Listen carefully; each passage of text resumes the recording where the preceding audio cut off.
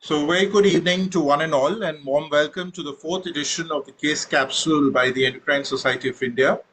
And today we have none other than Dr. Professor Beatrice Anne, who's Associate Professor at the Nizam's Institute of Medical Sciences in Hyderabad, and an interesting case of diabetes, diabetic foot that we're going to learn today about. I'm sure all the viewers who've joined, this is really important for all of you, not only in your exams, but in clinical practice. Diabetes would be the number one diagnosis that you will see in terms of numbers. And definitely your long case in your final exam would be diabetes again. So this is indeed something which is very, very important. And a warm welcome to all of you, a special warm welcome to our faculty, Dr. Beatrice, and all the postgraduates who've joined as panelists today. Dr. Divyasri will be presenting the case, and we have panelists from different institutes across Bangalore, Kerala, Tamil Nadu, and so a very, very warm welcome to all of you, and I hand over the dais to Dr. Beatrice. Thank you, Dr. Nitin, and a very warm welcome to all of you. A very good evening. And firstly, let me thank the ESI for this golden opportunity for this academics. It's really a pleasure to be here. And today we will be talking about a case of diabetic foot, and we'll also be discussing about other complications of diabetes as such. So 1 hour is too less a time to discuss about diabetes, but then we'll try to do our best to at least skim over the details at least of diabetes and its complications. And let me request Dr. Divyasri. She's our resident from Nizam's Institute to start with the case. Yes, ma'am.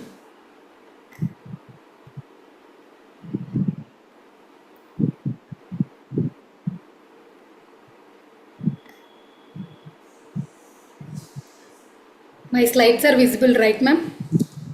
Yes, you can go on to the slideshow.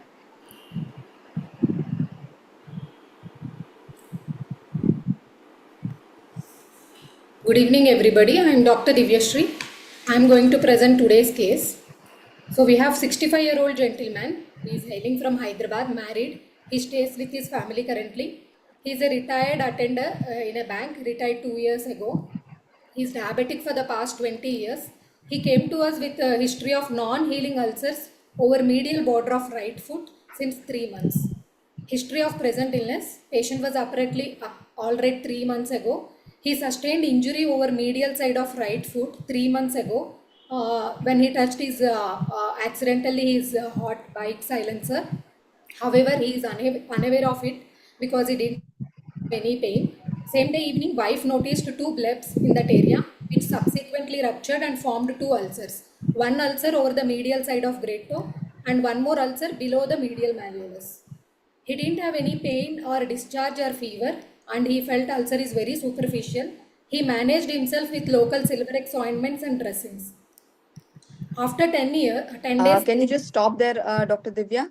Yes, Dr. Karun, may I ask you what is the importance of duration of diabetes in this case? Dr. Karun? Hello, ma'am. Yeah. Can you tell us what is the importance of duration of diabetes? Duration of diabetes may be correlated with the microvascular complications like diabetic neuropathy in this case. So longer the diabetic neuropathy, then duration of diabetes, microvascular complications can be predisposed. And as in this case, the patient was unaware. So there can be an extensive neuropathic changes, sensory as well as autonomic changes as well in this patient. Yes, good. Dr. Manasa, can you tell us why is occupation important when we consider a case of diabetic foot?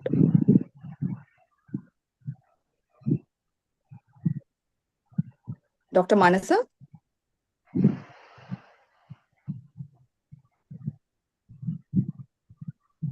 Anybody else would like to answer that question? Why is occupation important? A lot of... Yeah, one of you can answer. Go ahead. Ma'am, lot of occupation, like especially those who are into farming. So because of the increased use of barefoot walking, so they are more prone for foot ulcers. So it's especially important for us to find out in which occupation they are. And also in those patients who are having extensive neuropathy, which includes both the lower limb and upper limb, even cooking as an occupation also, they might be coming to us with the ulcers in the hand. So hence occupation is something which is very important for us to know. And even those with a long stand, those people with who are going to stand for a longer duration, like conductors, so they are more prone for varicose veins and hence the venous ulcers. So occupation is something which is very important. And probably it's also important to find out because we know that how we can prevent the ulcer as well. So barefoot walking. So Yes. all these are preventive steps that we can probably take in the future to prevent a future ulcer as well. Yes, go ahead, Yes, Dr. ma'am. Divya. So 10 days later, he felt mild fever, yellowish discharge coming from the ulcer associated with pain and swelling of the right foot. That's when he first time consulted the doctor for ulcer, and he has received amoxicillin with clavulanic acid antibiotic 625 mg thrice a day for 1 week, later which he felt symptoms are reduced. He was able to do his routine activities without any pain and discomfort. So he neglected his ulcer as it is not causing any limitation in the routine activities. So he presented to us in view of non-healing ulcer. He is diabetic for the past 20 years. It was first diagnosed at the age of 45 years on routine health checkup. His initial sugars were around 250, but he was not aware of his initial HbA1c levels. Initially, he was started with oral anti-diabetic drug, and over a period of 18 years, his OADs were gradually escalated. Initially, he started with one drug, and over a period of 18 years, he was taking almost 6 drugs a day. And 2 years back, in view of uncontrolled sugars, he was initiated on insulin. He was started on premix insulin. That dose was gradually titrated according to his sugars. And since last 3 months, he was on this insulin premix 30/70, 40 units in the morning, 35 units in the evening, with sitagliptin with metformin twice a day. No history of any recent weight loss, polyuria, polydipsia, nocturia. Dr. Divya, what does pain-free indicate? Because you said the patient is pain-free. While walking and while doing routine activities, that ulcer is not causing any pain or discomfort to him, ma'am. He can able to walk without limping, and he can even do his regular activities. Okay, so what does it indicate? He does not have any Probably, pain despite ulceration. yeah, mostly it indicates neuropathy, ma'am. Maybe he's having neuropathy, that's why he's not able to feel any sensations. Okay, and you said diabetic. So better to say diabetes. But what history do you have to take to know the type of diabetes? Because you can't assume everybody has type 2 diabetes. So what are the history points that you will consider to know the type of diabetes? So at the time of presentation, how he presented, how the diabetes was diagnosed, whether he had any osmotic symptoms or whether he had any DKA at the time of presentation. If he had any DKA, that is mostly, maybe he is diagnosed at 45 years, but if he is diagnosed at the younger age with the DKA, that points more towards the type 1. However, there are few type 2s which can also cause DKA. And second thing, we have to ask whether he had any osmotic symptoms during that time, which indicates insulinopenia and all. And if it is diagnosed during routine health checkup, then it indicates more of type 2. We need to ask his family history also, like to look for what kind of diabetes it is.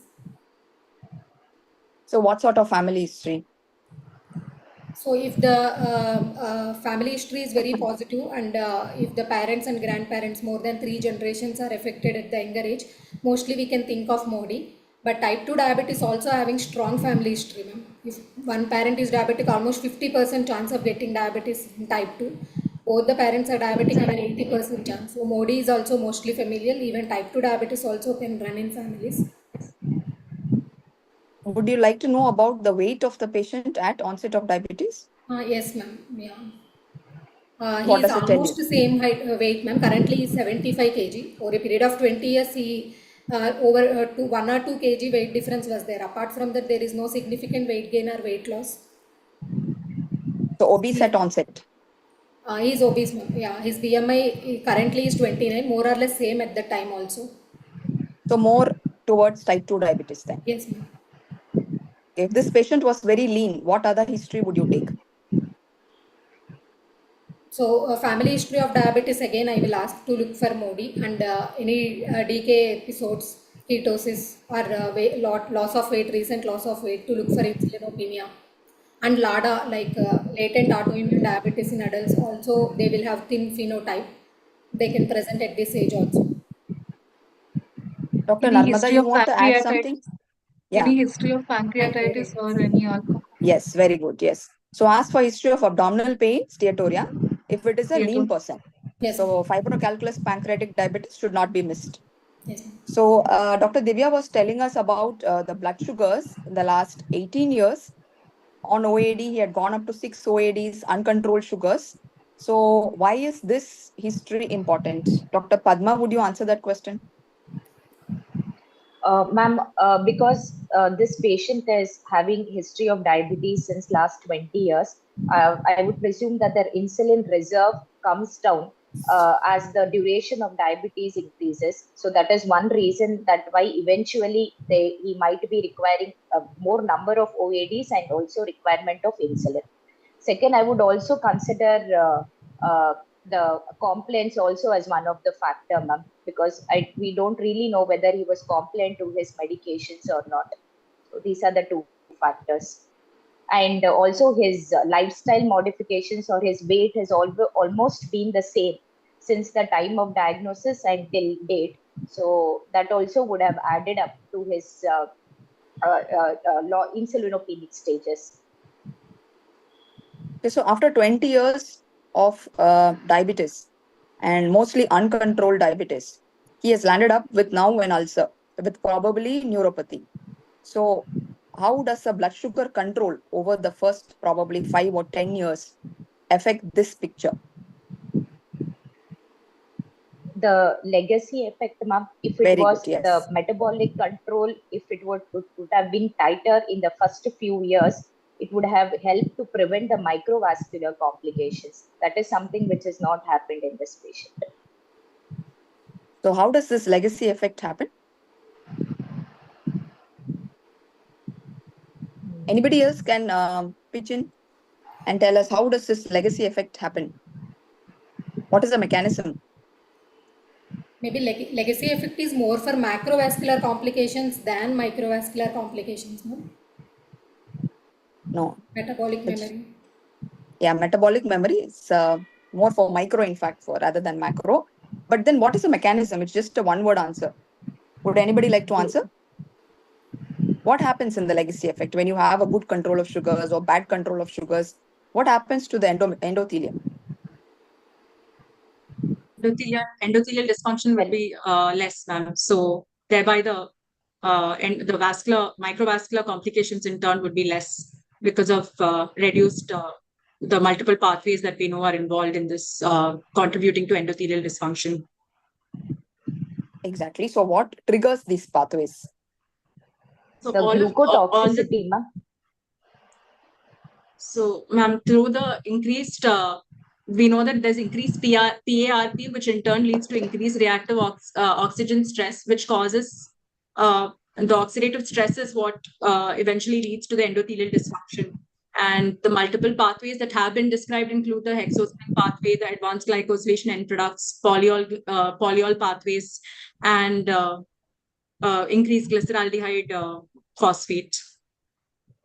Yeah, so what triggers all of this is the epigenetic modifications of the endothelium. That is the answer, epigenetic modification. So that is why even if they lose control, like even after 10 years, so our first 10 years, if you have controlled the sugars very well, so even if they lose control after 10 years, the risk of microvascular complication is still lesser than somebody who has not had a good blood sugar control in the first 10 years. So this epigenetic modification is what happens. So this is what actually finally ends up in the pro-inflammatory pathways. And this is what causes the lasting micro and the macrovascular complications. Okay, go on, Dr. Divya. So he self-administers insulin with syringe over the abdomen and thigh 10 minutes before food. He uses the same syringe almost for 1 week and he stores insulin in his refrigerator. And frequently he skips his night dose 2 to 3 times a week.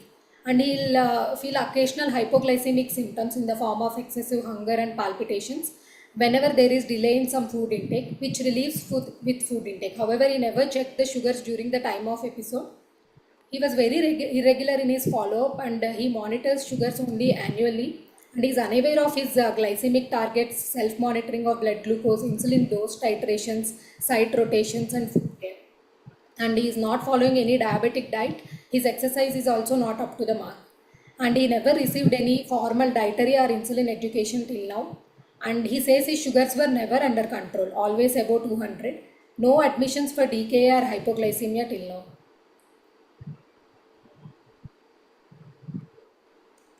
Go on.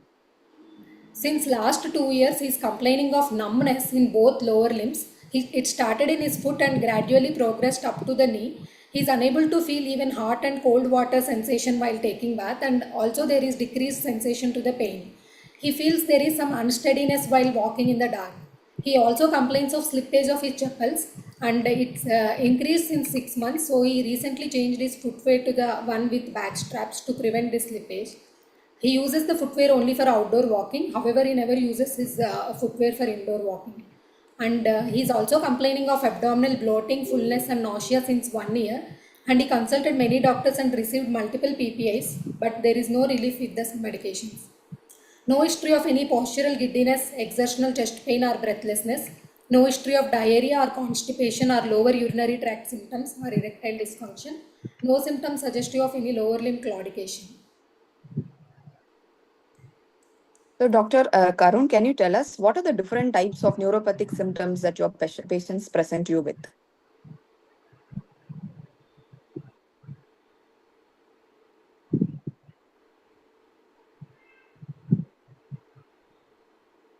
Dr. Karun? Hello, ma'am. It can be Yeah, generalized. Yeah, it can be generalized, focal or multifocal. Generalized being as acute sensory, or it can be chronic sensory motor neuropathy features. Also, it can be focal changes where it can be proximal myopathy or cranial neuropathy kind of presentation. Also, there can be like a acute sensory kind of presentation also, and autonomic neuropathy involvement as well. Okay, so what are the positive symptoms they present you with? What are the negative symptoms? Burning sensation of the feet, and positive symptoms like burning sensation of the feet or pinprick sensation of the feet.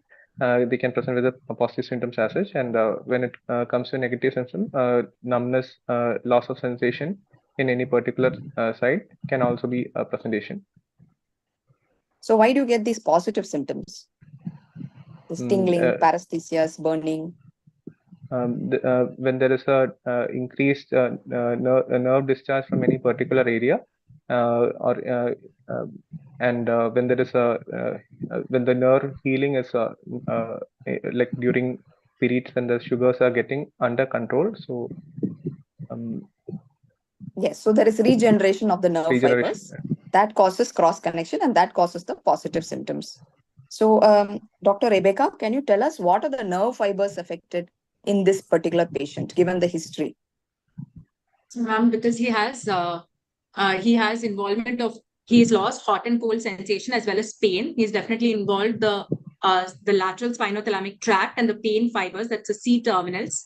He has unsteadiness while walking in the dark, so the posterior column is also involved, and that would include the larger fibers like the A delta fibers, and the numbness, and numbness also would indicate involvement of the posterior column involvement as well as the lateral tracts. Slippage of chupples indicate that there is a motor component as well, and the larger the motor fibers are involved, and the alpha fibers involvement as well. So there is both small fiber as well as large fiber neuropathy. So what are the specific features of this small fiber or large fiber neuropathy? Small fiber involvement is usually seen as burning sensation, tingling, and numbness, and more of allodynia. And the large fiber involvement is seen as loss of joint position. They can have unsteadiness, instability of gait. Yeah. So what are the risk factors for neuropathy that this patient has? Dr. Narmada? Prolonged duration of diabetes as Yes. well as high and uncontrolled diabetes is one of them. Yes. These are the two important risk factors that this patient has. But other than that, what are the other risk factors? Not probably present in this patient, but generally, what are the other risk factors for Other neuropathy risk that a factors patient with such as diabetes? hypertension, obesity, dyslipidemias, and alcohol abuse. This and presence of retinopathy. They all point out Smoking, towards yeah, smoking. smoking, some genetic susceptibilities, and autoimmunity also. So all these are the risk factors for a patient with diabetes to develop neuropathy. So Dr. Divya, you tell us what was this temporal profile of changing to this new footwear and this ulcer? Is it only the ulcer attributable to the silencer burns, or is there an element of this new footwear also? No, ma'am, because he changed his footwear 6 months ago, and his ulcer happened only after the contact with this injury, like after this injury. So less likely due to this footwear, because footwear will cause in the initial phase only, not after prolonged usage. So maybe less likely due to that. So how did he first start using his new footwear? Actually, ideally, they should start only certain amount of time a day. Slowly, they should get into that. But this patient also used in the same way, ma'am. Like he didn't start using on the same day, entire day continuously. Okay.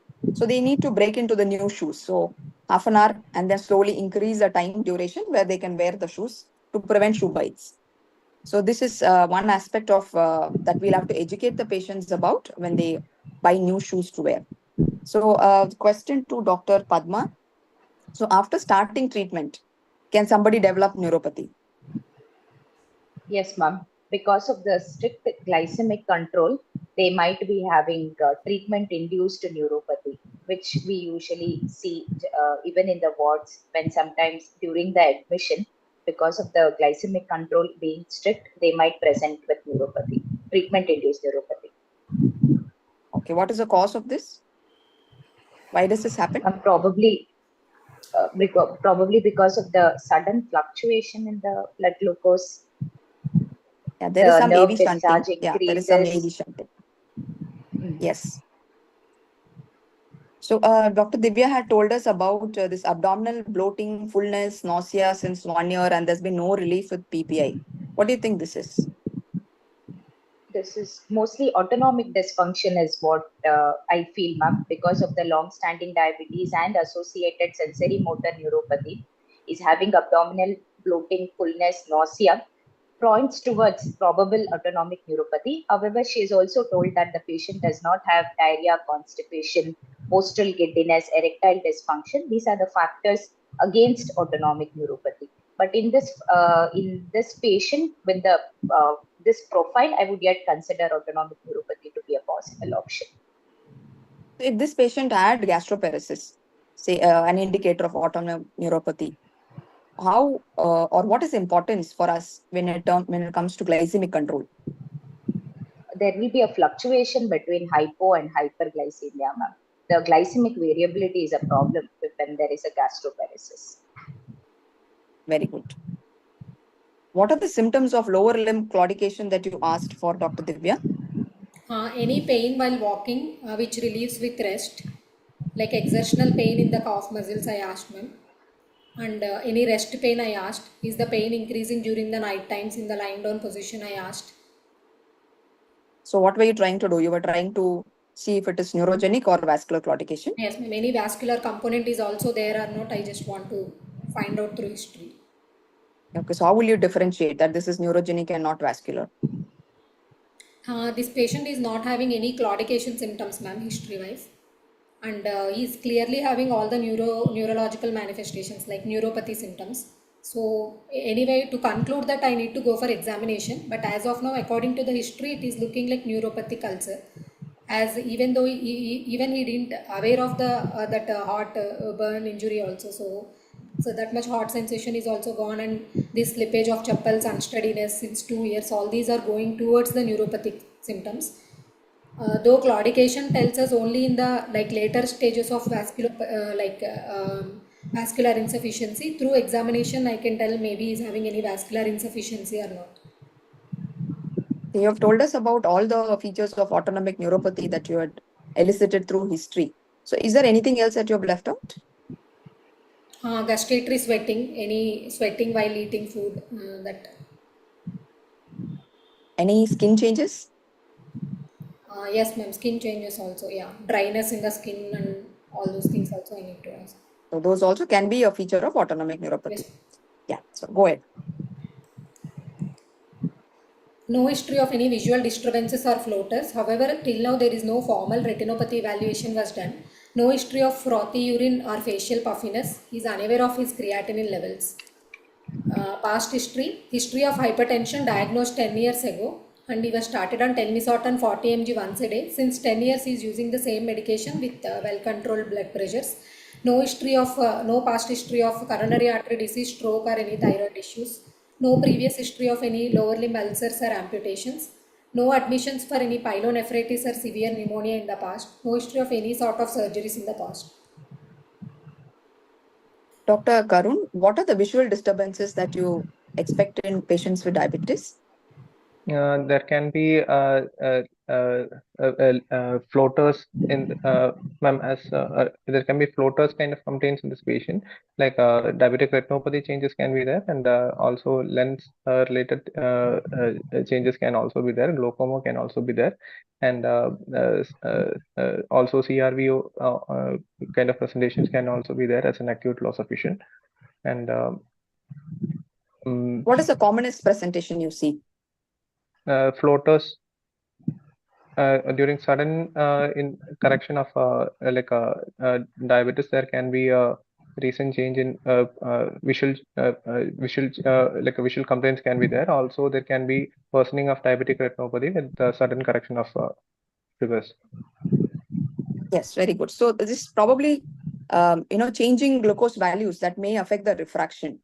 So that is why we tell the patients, once their sugars are under control, we wait for about 2 to 3 months before they go and again get their refraction checked and then change the spectacles. So that is something, blurring of vision and change in the refraction. So that is commonly seen in patients with diabetes with uncontrolled or fluctuating sugar values. So what are the causes of acute visual loss in patients with diabetes? They can have a vitreous hemorrhage, vitreous detachment. There can be CM. Also, there can be macular edema kind of changes. CRVO presentations can also be there.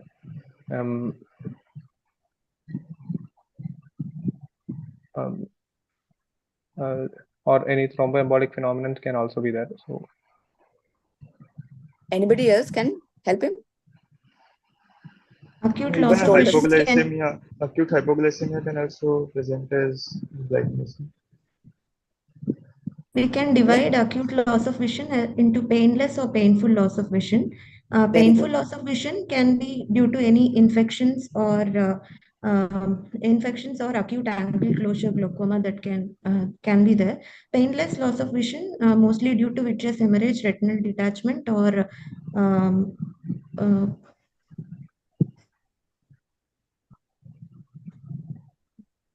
okay. So, Dr. Divya, would you like to ask for any other history of chronic kidney disease in this patient? You've asked for frothing of urine, you've asked for facial puffiness. Do they come to us with any other symptom? Do you want to ask for history of any leg swelling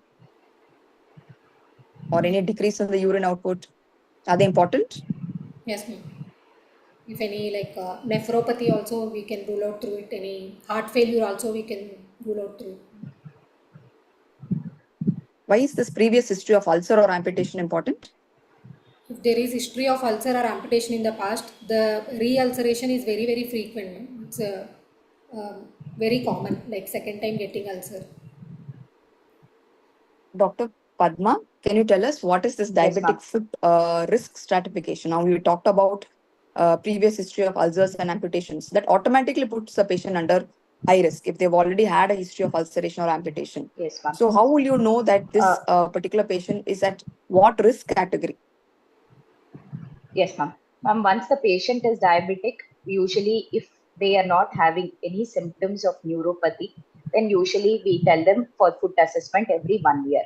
If the patient is having symptoms of peripheral neuropathy with no features of any motor neuropathy, sensory alone, then we tell them to get a foot examination every 6 months.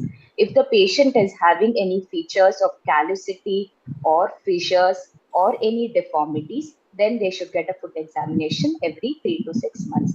If there is any history of amputation or any past history of ulcer, then they should get a foot examination every 1 to 3 months. So it's important for us to know in which group we have to put them, so that we can advise them regarding how often or how frequent we has to get the foot examination. In this patient, he should have got, because he already had a rest, he should have got foot examination every 3 to 6 months. So we can stratify it as normal, increased risk, high risk. Okay, so you don't want to consider the ischemia part, the vascular part. You only looked at the neuropathy Yes, part. yeah. No, ma'am, The even arterial vascular part disease also. If the also. patient is having peripheral arterial disease, even they will come under 3 to 6 months, ma'am. Yeah, so what is the IWGDF guidelines say? So how do you stratify this particular patient? So you look at both the neuropathy as well as the arterial components, the And peripheral arterial disease. yes, So ma'am. if you have Yes, ma'am. somebody with either a loss of protective sense or a peripheral arterial disease, then Is it either grade or, so one? that comes under low risk. So those kind Yes. of patients, about 6 to 12 months, you'll have to screen them. If the patient has both, like say, both loss of protective sense, peripheral arterial disease, or a foot deformity, any two of these, they will come under moderate risk. So they have to be screened more frequently, 3 to 6 months. High risk will be anybody with an ulcer, previous history of ulceration or amputation, and any history of combination. chronic Either you have a loss of protective sense or you have a peripheral arterial disease. But if they have a past history of ulcers or amputations, they automatically fall under high risk. And like you said, we'll have to screen them more frequently, about every 1 to 3 months. What is one important history that Dr. Divya has not mentioned here? Of chest pain or breathlessness on exertion. She's mentioned that. No, What about pertaining to the ulcer? Ma'am, what is the trajectory of the ulcer, ma'am? Means how she told us how it started, but how it progression of the ulcer is something I would want to know more about. Yes, Dr. Divya, tell us.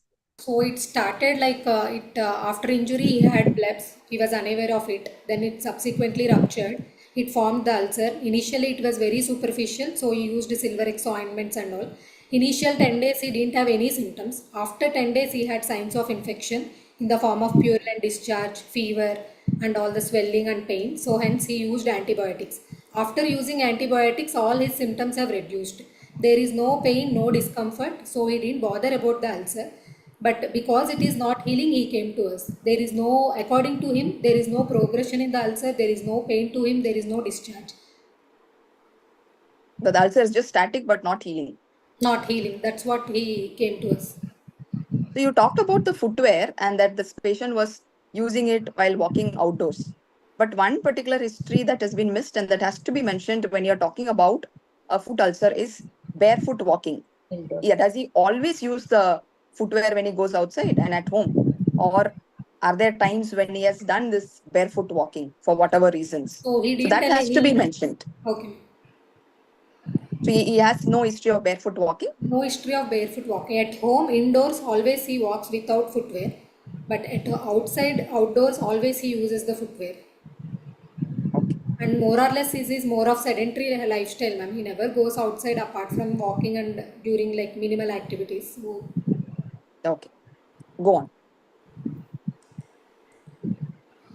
Personal history is married with 2 children. There is non-smoker and occasional alcoholics. So he consumes once or twice a month. There is a strong family history of diabetes. Both his father and elder brother both are found to have diabetes at the age of 50 years. However, there is no family history of premature coronary artery disease or cerebrovascular disease. Treatment history, currently he is on premix insulin 30/70, 40 units in the morning, 35 units in the night. with sitagliptin with metformin 50 by 1000 twice a day, telmisartan 40 mg once a day, and rosuvastatin 10 mg once a day. Diet history: he takes mixed diet. He consumes non-veg 2 to 3 times in a week, and 24-hour dietary recall, he is taking around 2800 kilocalories per day. But according to his weight and his sedentary lifestyle, he requires only 2000 kilocalories per day. So he is taking 800 kilocalorie extra per day.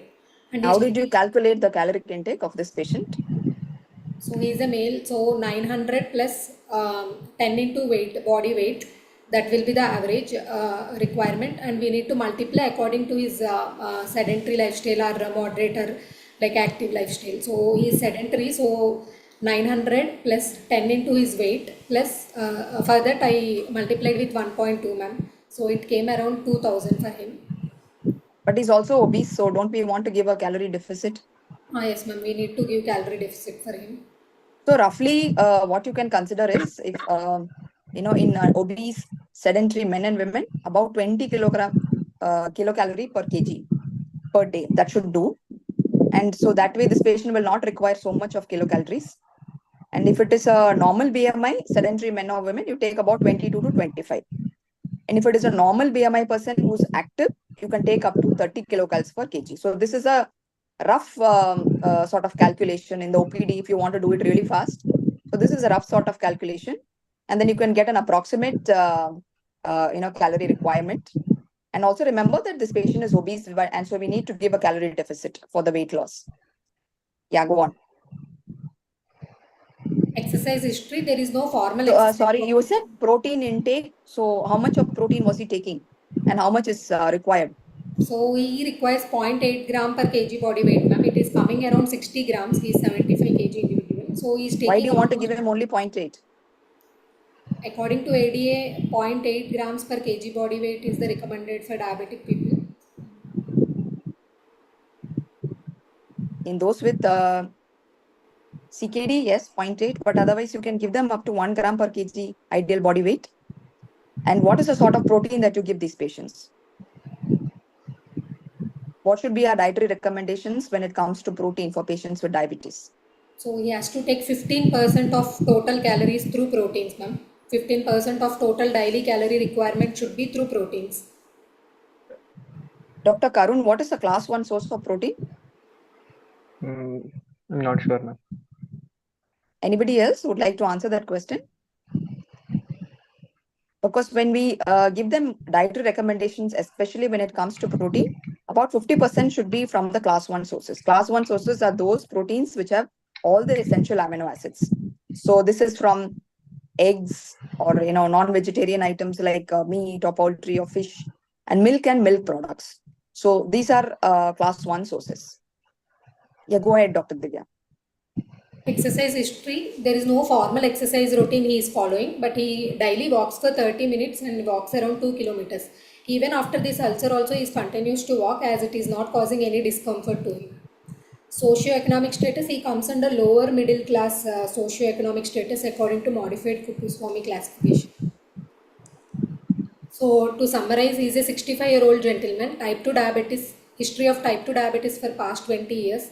He is on insulin since past 2 years, poorly controlled diabetes, not compliant to diet or medications, presented with non-healing ulcers over medial border of right foot, started after injury, on background history suggestive of sensory, motor and autonomic neuropathy.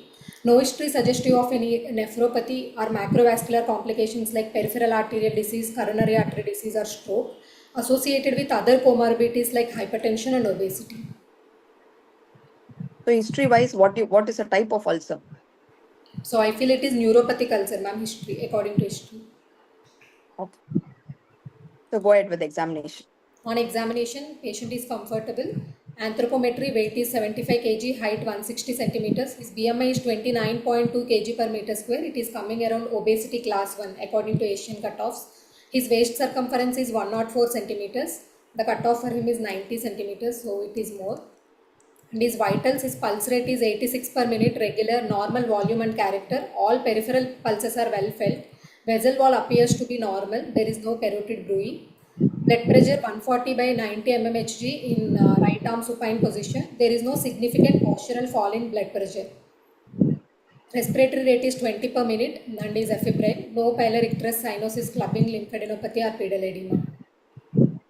What does the vital signs tell you in a patient with diabetes? So we can tell autonomic neuropathy through it, ma'am. One, if he is having any resting tachycardia, that is one sign. Postural hypotension, orthostatic hypotension, that also comes under like autonomic neuropathy. And we can say whether all peripheral pulses felt or not. Through that, we can tell he is having any peripheral arterial disease. Vessel wall thickness, usually there will be calcification and vessel wall appears to be thick in diabetic over the long term if associated with CKD. And carotid bruit indicates any atherosclerotic disease. Okay, go ahead. Head-to-toe examination is having grade 3 acanthosis nigricans. Multiple skin tags are present over the neck. Insulin injection site is having lipohypertrophy. Diabetic shin spots are present over the lower limbs. Skin appears dry. Oral cavity, there are no caries, periodontitis or oral thrush. No thyroid swelling. No nail infections or no tinea infections. No joint deformities. Dr. Manasa, can you tell us what are the other skin findings in diabetes? So she told us about acanthosis nigricans, skin tags, diabetic shin spots.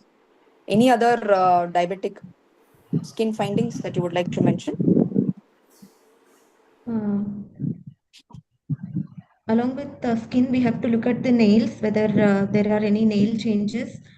And there can be presence of pre-ulcerative stages like presence of cracks and dry skin, and presence of diabetic dermopathy like diabetic shin spots that has been mentioned. And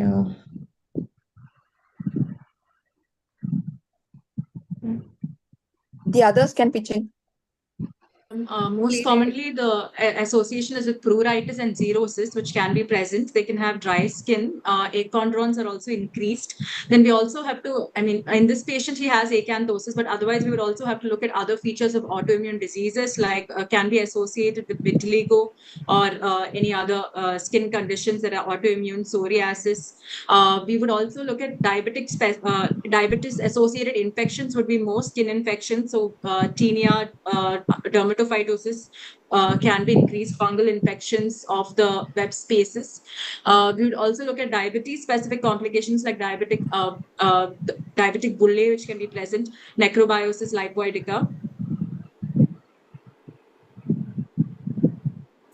and lipohypertrophy, and very rarely lipoatrophy at insulin sites. Yeah, so what are perforating dermatosis? Most commonly seen with CKD that is associated. Yeah. So you've covered most of it actually. Any nail findings that you can see? Probably not with the naked eye, but periungual telangiectasias that usually seen with the dermoscope, that again is supposed to be a good marker of microangiopathy. So probably not in examination. So probably more of a research finding, I would say. So go ahead, Dr. Divya.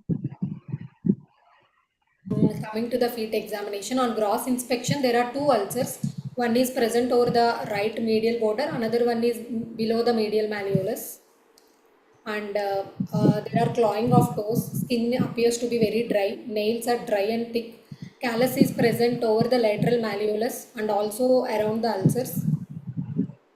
Fissures are present over plantar aspect bilaterally. Arches appear to be normal. There is no loss of hair, no web space macerations or infections, no gangrenous changes, no small muscle wasting.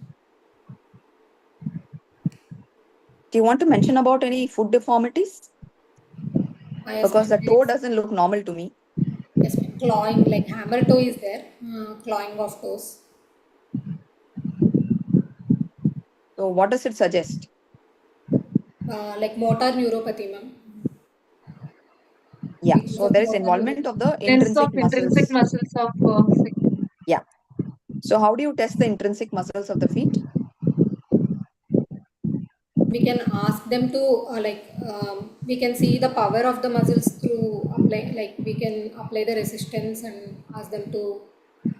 So these are the intrinsic muscles, the small muscles of the feet. So how do you test them? Like if we can apply the pressure, over the dorsal aspect of like plantar aspect of the toe, and then we can ask them to push. Like we can check the flexors and extensors through that. So you have heard about the paper grip test? Yes, paper Grip. grip. Yeah, so you do that. So place a piece of paper under the great toe and patient is in a sitting position. Okay, and put the paper under the great toe and try to pull it out. And the patient has to grip the paper. So if he's able to do it at least 1 out of 3 times, then the intrinsic muscles are normal. So you need to do that to know how the intrinsic muscles of the feet are. You were talking about the periodontal disease, but you said there was no periodontal disease in this particular patient, which I find is very unusual, because with such a long duration of diabetes, very uncontrolled diabetes, they usually have some features of chronic periodontitis. So why is it important to look for this?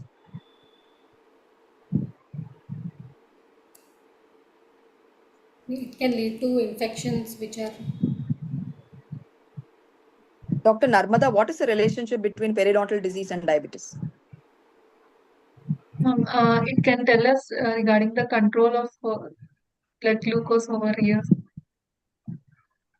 Yeah, so it's a two-way relationship.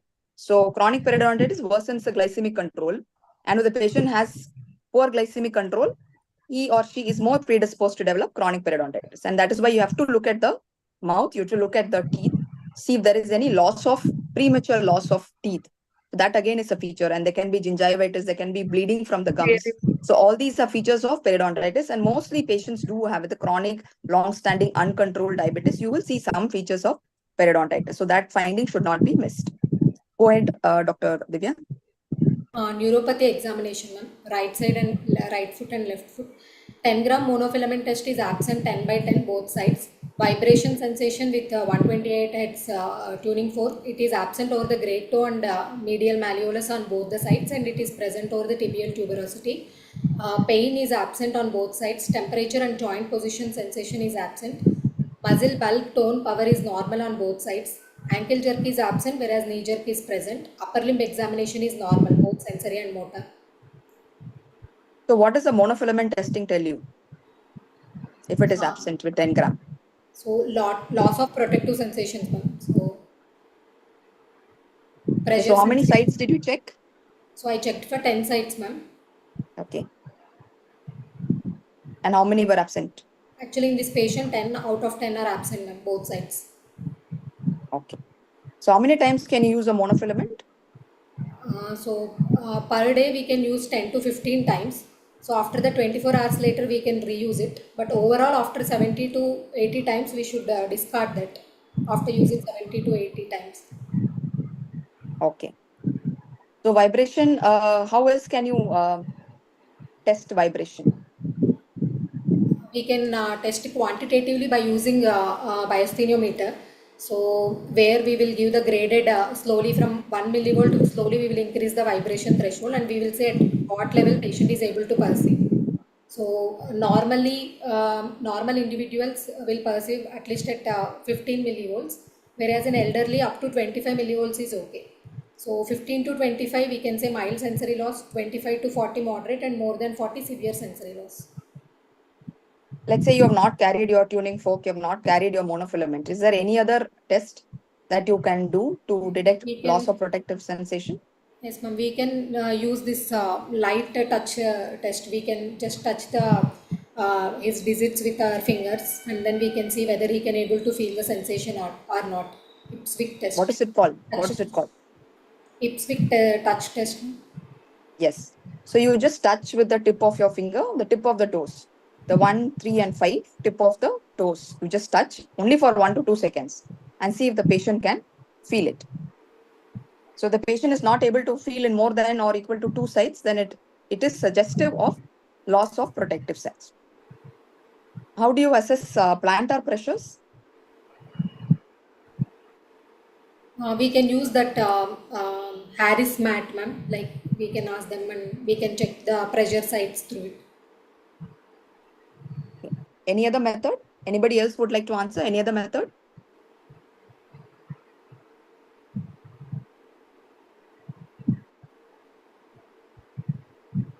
Look at the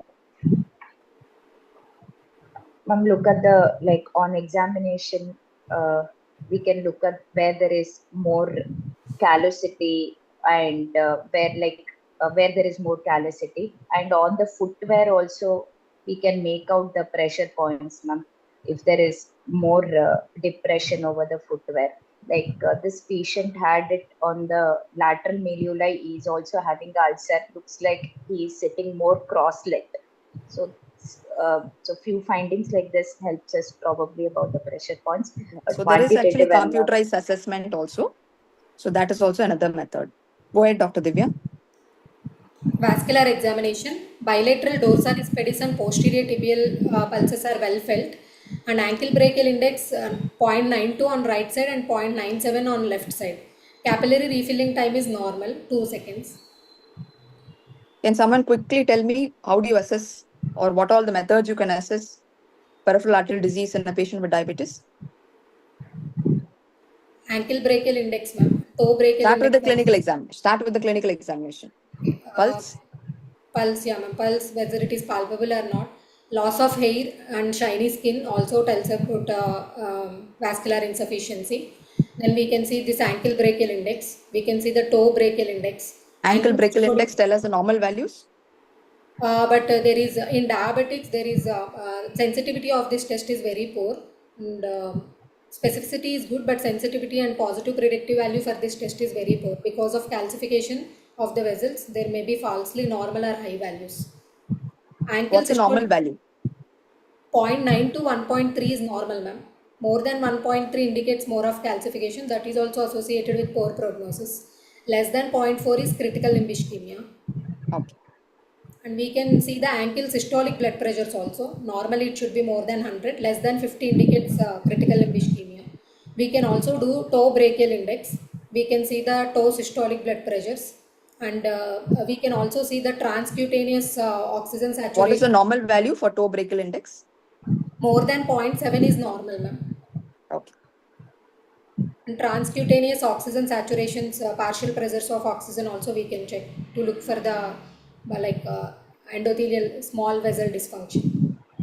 Okay. Fine. Any other investigation you would like to do to look at PAD? Lower limb arterial Doppler we can see. CT angiogram we can do. Okay. Go ahead. Ulcer examination, ulcer 1. On inspection, there is single ulcer present over the medial border of right great toe, 2 into 2 centimeters, sloping edge, surrounding thick margin. Callus is present surrounding the ulcer, and granulation tissue is present. Wound looks dry. There is no discharge or any, like it seems to be non-infected. On palpation. Does it look like a healthy granulation tissue? Actually, yeah, it's looking like pale granulation tissue, like chronic. It's not really a healthy granulation tissue. Okay, go ahead.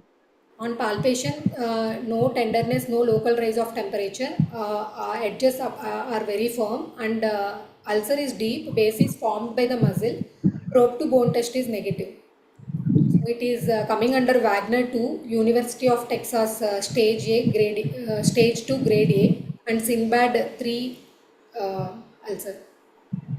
Tell us what are the pros and cons of each of these systems that you have used. Actually, none of the systems are useful to predict the prognosis or outcome of the patient. So, Sinbad system we can use to communicate between healthcare professionals and to see the progress of the ulcer, whether it is improving or not over a period of time. Wagner classification won't include any infection, ma'am. So, and University of Texas includes infection, but the grading of infection, grading of ischemia is not there. In Sinbad system also, like we don't have grading of ischemia and grading of infection. So we have newer one Wi-Fi classification where it gives all the criteria. Okay, go ahead. So ulcer 2, on inspection there is single ulcer below the medial malleolus, 1.5 into 1.5 centimeters, sloping edge surrounding thick margin. Here also granulation tissue is present. Ulcer looks healthy, no discharge. It is non-tender, no local rise of temperature.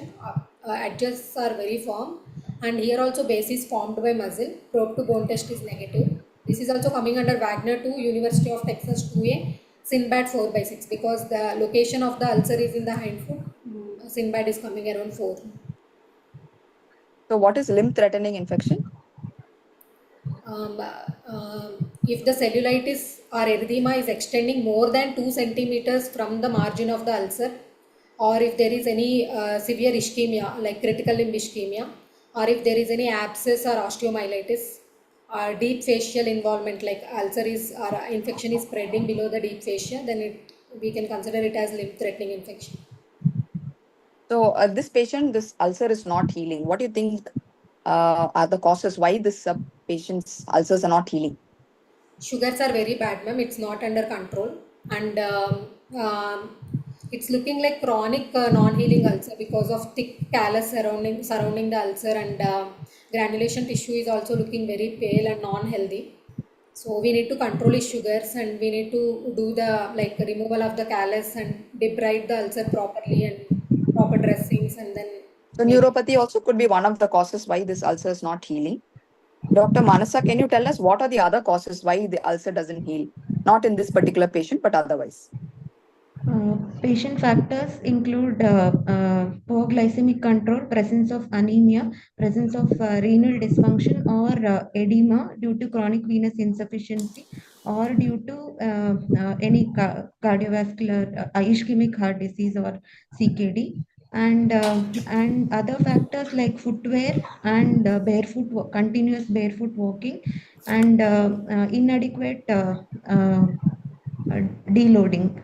Offloading, if it is an inadequate, then Yeah, so presence of continuous weight neuropathy bearing, also. especially if it is a plantar surface ulcer, then it is one of the causes why the ulcer does not heal. Go ahead, And presence Dr. of Divya. deformities Yes, where yes. there will be more pressure points on particular sites. Very good. Yes. Yes, Divya. Yes, other system examination, eye examination, there is arcus senilis present. Retinal examination, cotton wool spots and dot and blot hemorrhages are present bilaterally. It is coming under moderate NPDR. CVS examination, S1, S2 heard, no murmurs or added sounds. Apex felt at normal position. Respiratory sounds are normal, and GI system is normal. CNS higher mental functions are normal. Cranial nerve examination is normal. There are no cerebellar signs. So, Dr. Karun, can you tell us when do you start screening for diabetic retinopathy in a patient with diabetes? Type 2 diabetes, for the type 2 diabetes, for the time of diagnosis, for the type 1 diabetes, 5 years after the initial diagnosis of diabetes, and thereafter, based on the retinopathy, 6-month or yearly follow-up, based on the whether it's PDR or NPDR. So, do you know of any anti-VEGF agents FDA approved for diabetic retinopathy? Yes, not getting the name. Tell us.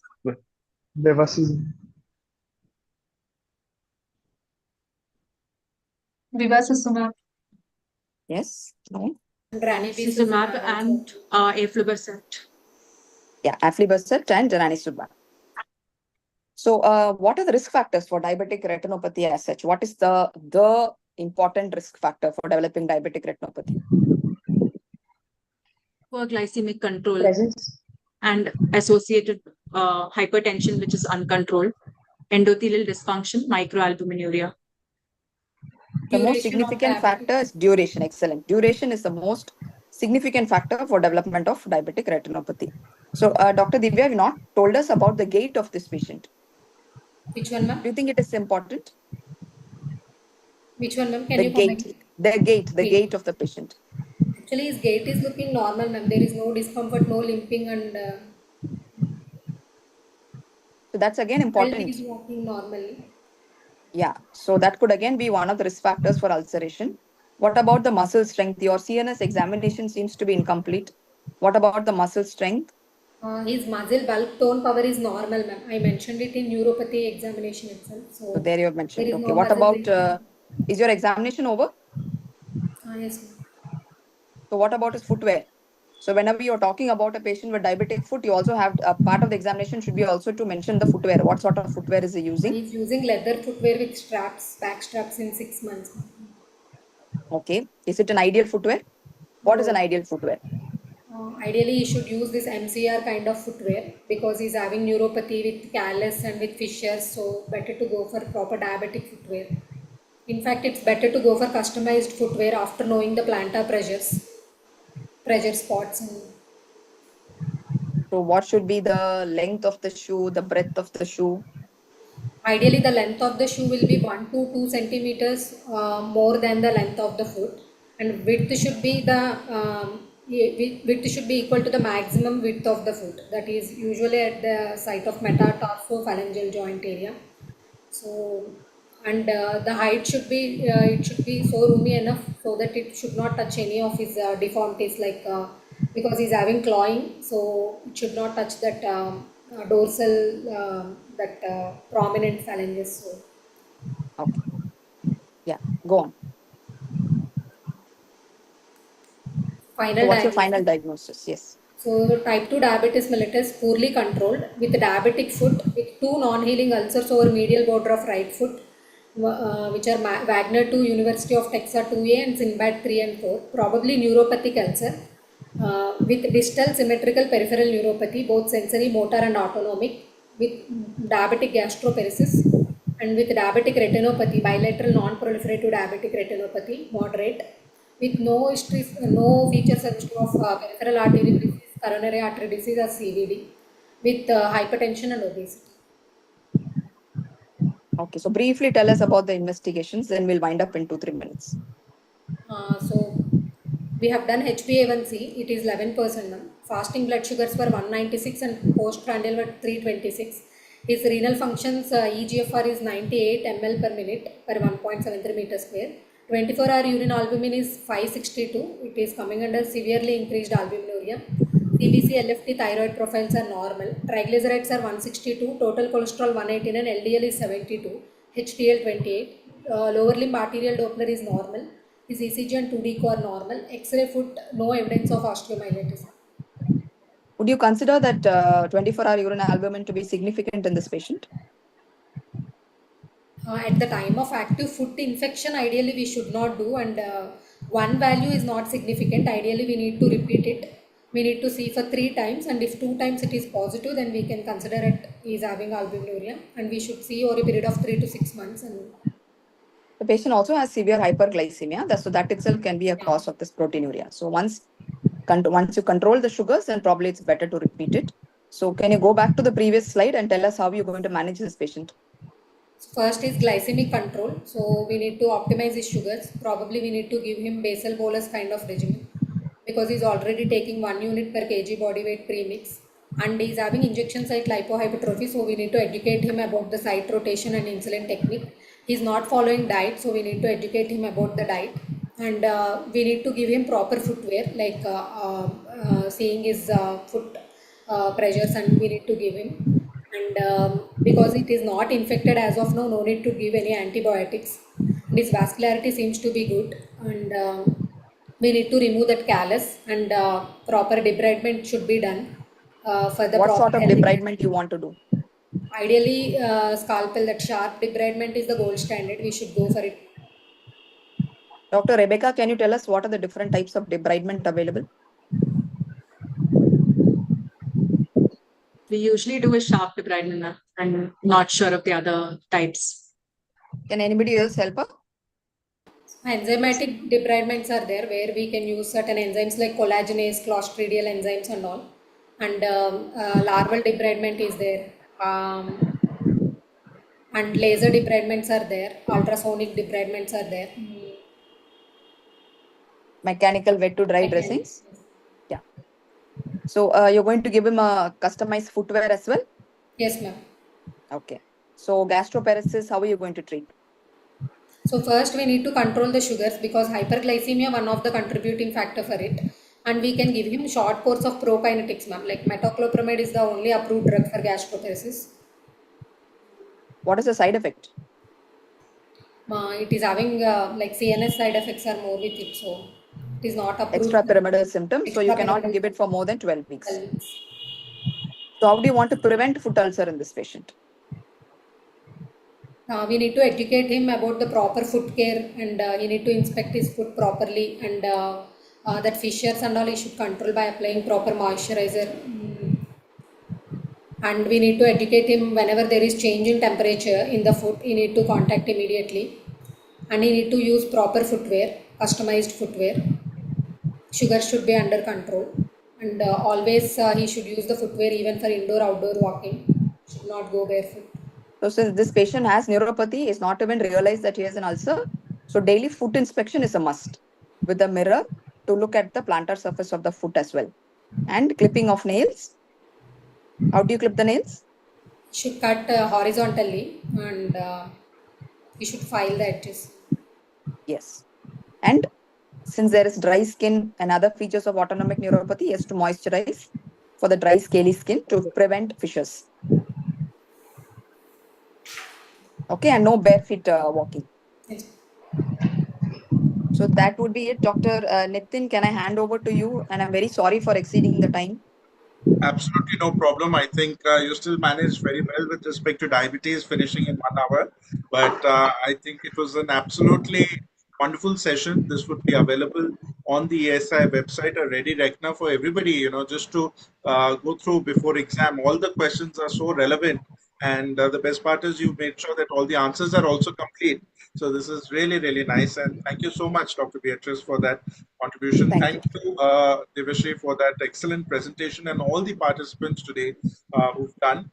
Actually, I've made the quiz for today based on some of the questions that you've really discussed. So if people are joining for quiz, they have a high chance of winning if they've listened carefully in the last 1 hour.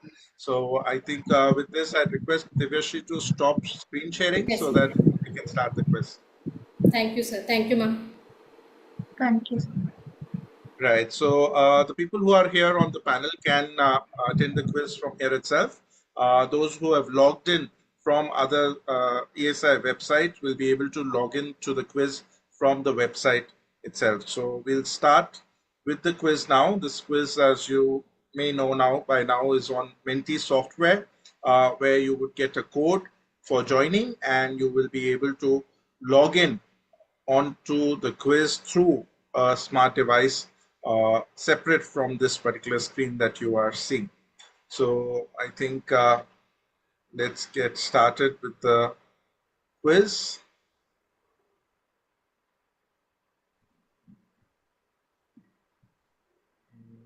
Yeah.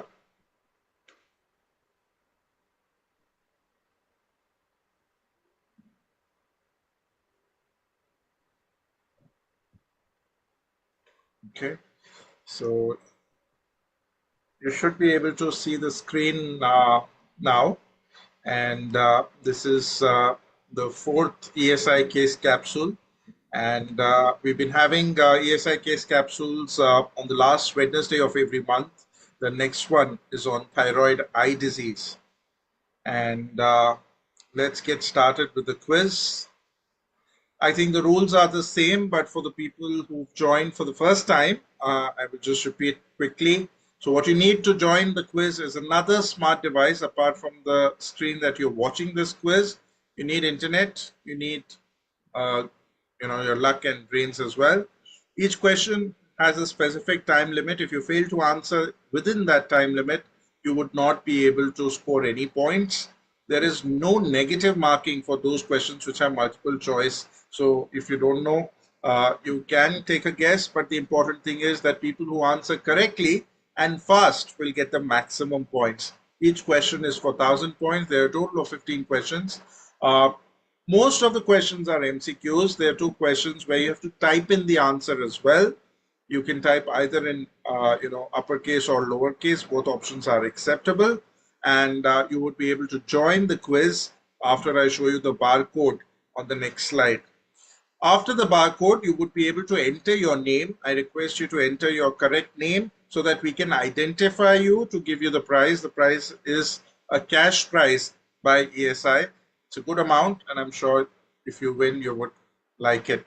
So this is the barcode that you see on your screen now. You can join the quiz with the help of this particular barcode.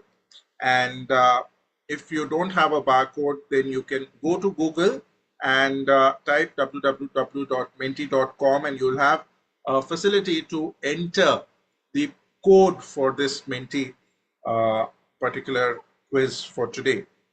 Now, if by any chance you log out during the quiz anytime, you can join in because this particular code would be available on almost every slide that I will show you. At this point, on the Menti platform on your smart device, you should see a thumbs up and an arrow saying you're all set. Right. So I see a lot of thumbs ups coming up. Let's see how many participants are there.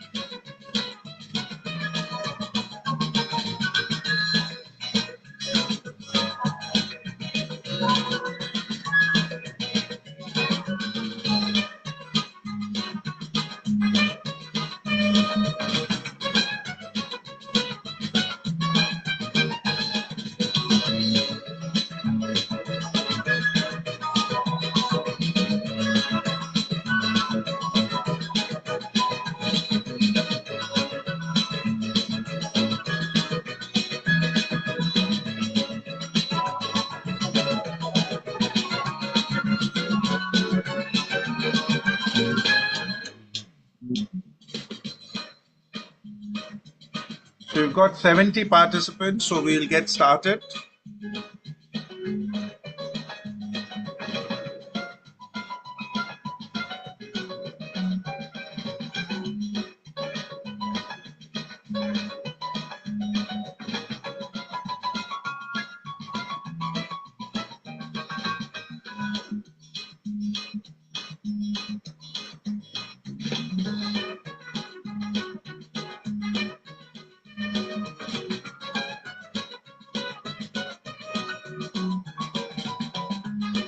So there's actually increased presence of glut receptors, certain gluts on the placenta, not decrease.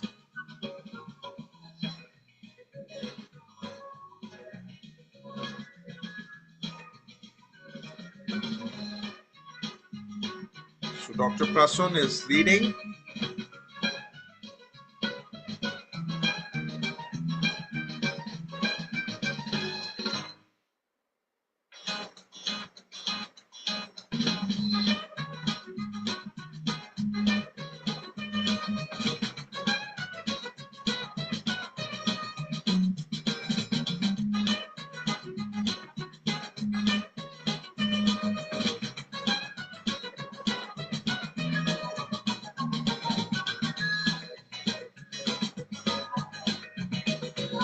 So you don't de-intensify insulin, the carb ratio, you have to intensify.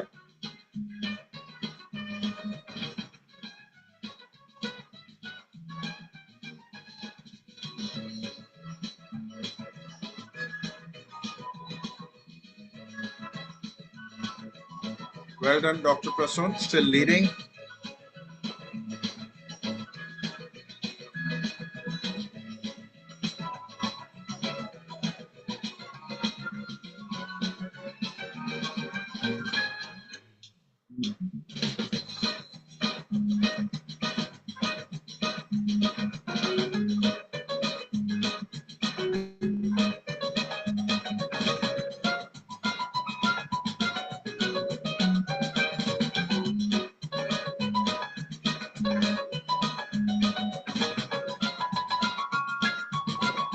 Most of you have got that right. Let's look at the score.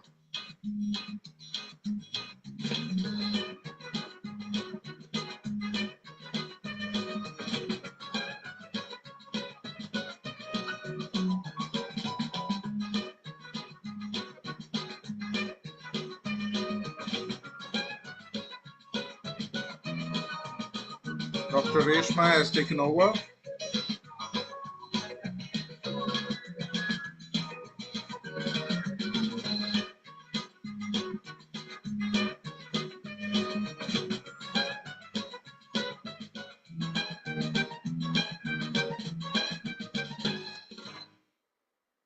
It is hyperglycemia.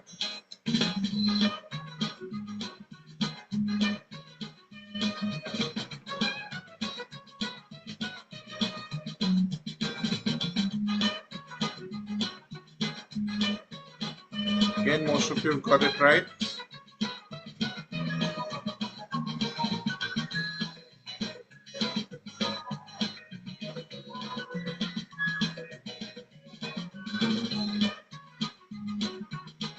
Dr. Reshma is leading.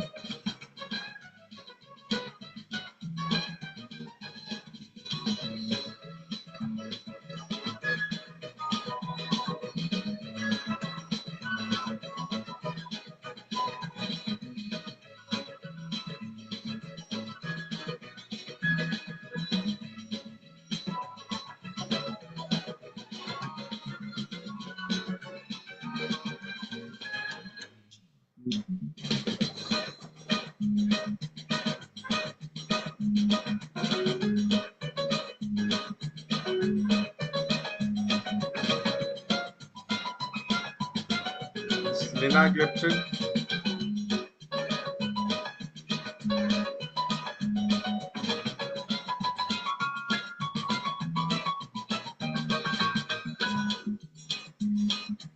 Scores are changing fast.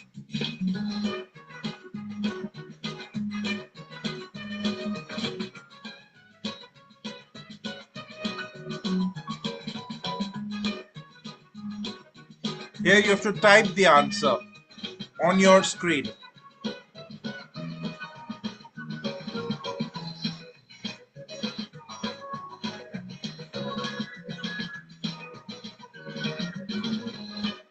The famous dog that got them the Nobel Prize.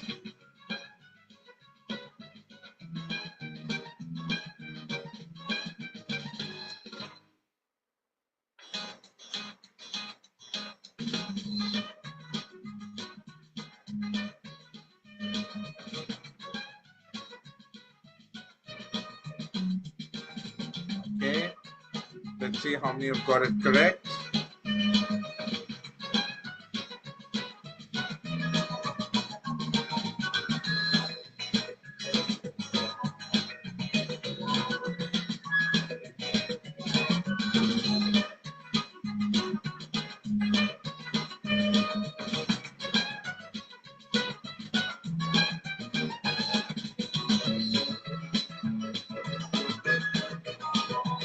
So what we knew about diabetes was omnious octate, but now we call it egregious 11, so which is not part of the 11 organ systems.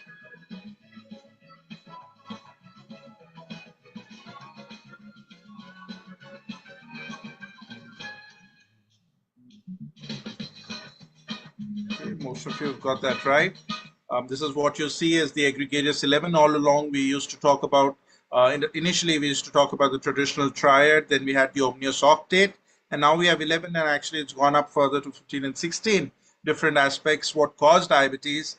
Iron is included in the more recent ones, but in the egregious 11, immune dysregulation, colon, biome, and the stomach are some of the important ones.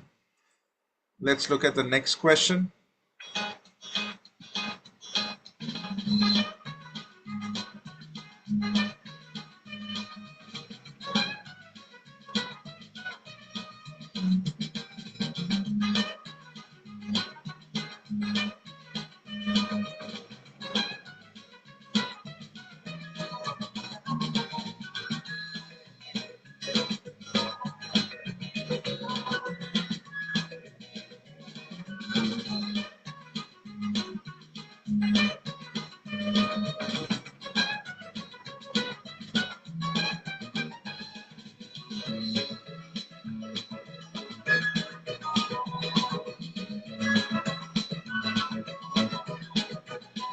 Correct. You can see the duration of action of all insulins. So here you see Degludec seems to have the highest duration or the longest duration.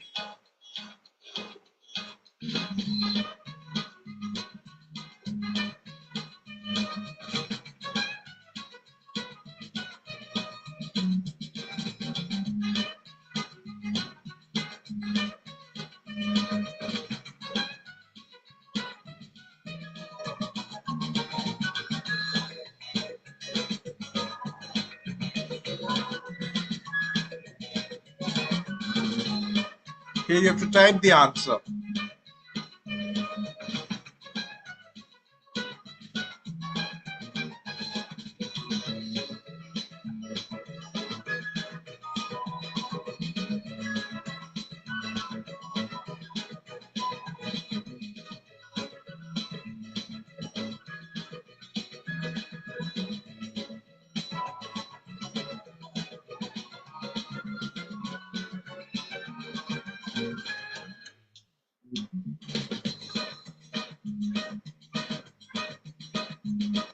So again, 1 hour is coming back as an important marker for diabetes and intermediate hyperglycemia. If you look at the third last line in this particular abstract, you see a value of 1 hour post blood glucose more than 209 is diagnostic of diabetes. And yes, you have a cutoff for 1 hour, which they call as intermediate hyperglycemia as well. But the question here was for diabetes. Very recently, an Indian paper also on this particular aspect. So yes, apart from our fasting, 2 hours, random and A1C criteria, 1 hour might be included in the ADA as well very soon.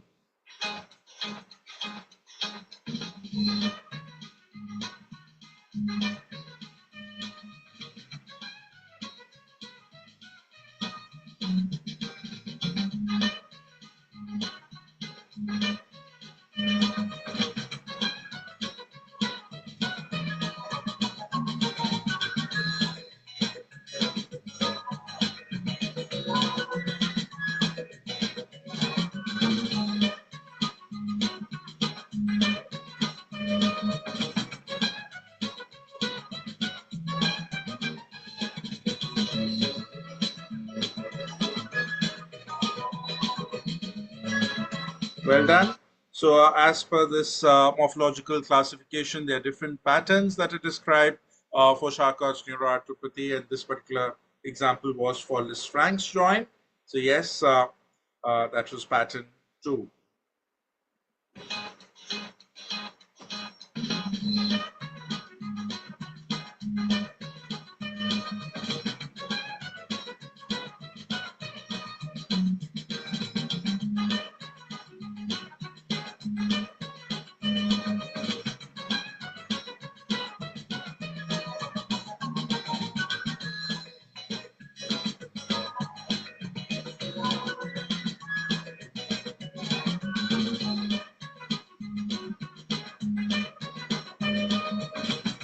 We did discuss this during the session.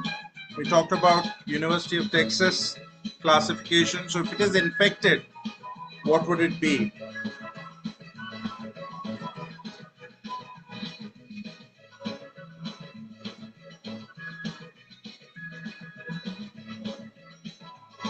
I'm glad most of you have got it right.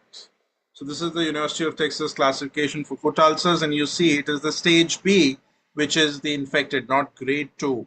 It is stage B. You have to know these classifications well. 4 more questions to go.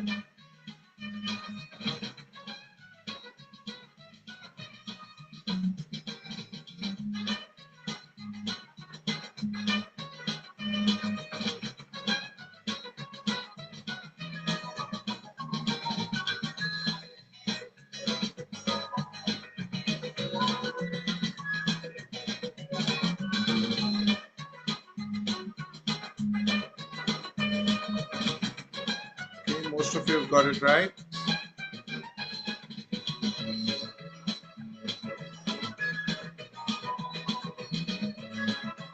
So Reshma is leading, closely followed up by Sachin and Kapil.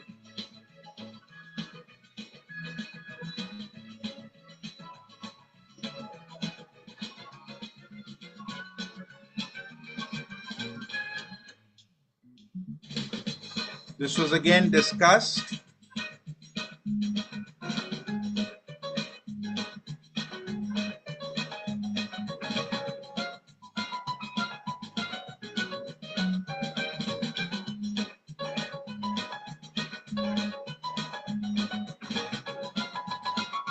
This was diabetic dermopathy, one of the commonest complications of skin problems in diabetes. Let's look at the scores. Reshma and Kapil are fighting quite closely. Reshma is leading. You don't know what may happen. We have just another 2 questions to go.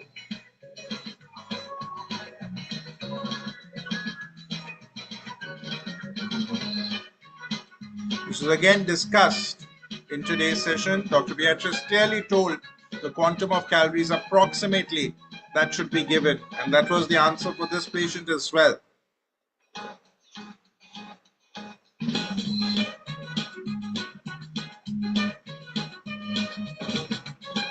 glad most of you have answered that correctly, so you were all listening.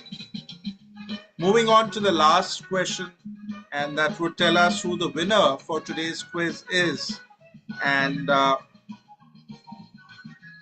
that question is also from today's lecture and discussion that we had. So very close fight between Kapil and Reshma. Let's see who's going to win the prize on the last question. All the best.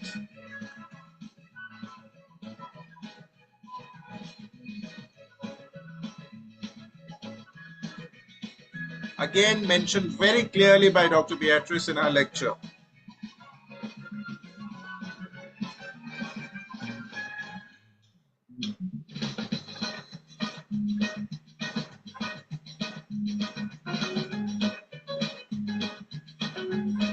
Everybody was listening. Fantastic. Let's see who is the final winner for today.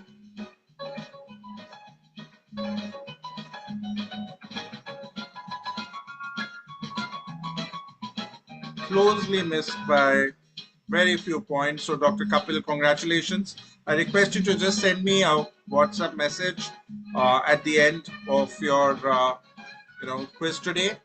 Congratulations and well played, everyone. And at this point, I'd like to thank Dr. Beatrice again for joining today, and also all the PGs who've joined today and have contributed to today's session. Do tune in to the last Wednesday of next month again for the next particular case capsule by the Endocrine Society of India.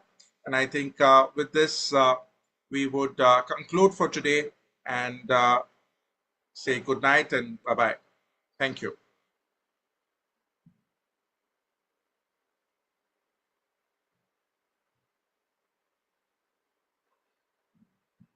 Thank you. Bye-bye.